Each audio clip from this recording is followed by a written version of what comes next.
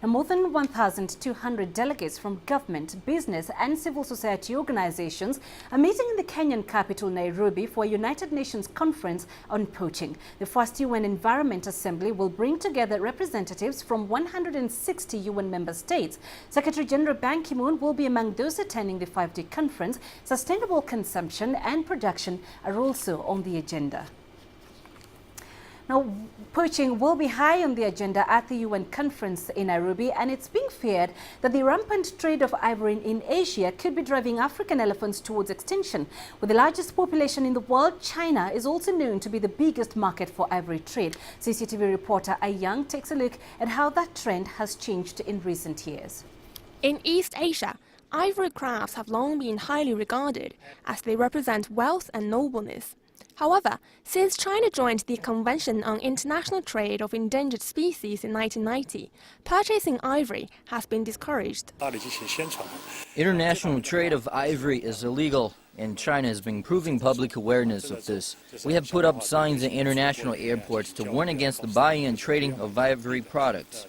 Our embassies in African countries also send text messages to visiting Chinese tourists to remind them not to bring home any ivory crafts. During Premier Li Keqiang's visit to Kenya in May, he vows to continue to strengthen cooperation with African countries to protect wildlife and fight against ivory smuggling.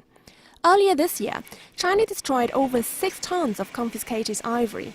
And since 2012, it has captured nearly 400 criminal suspects in over 1,300 smuggling cases.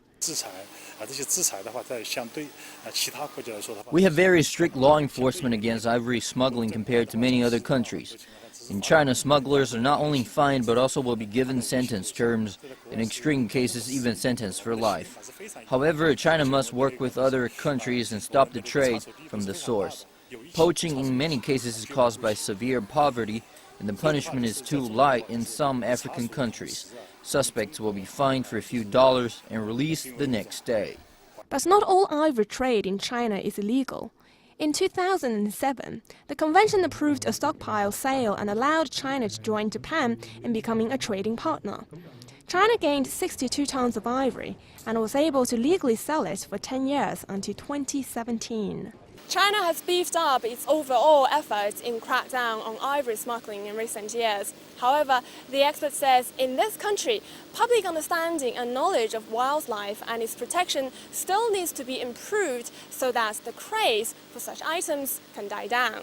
Yang, CCTV, Beijing.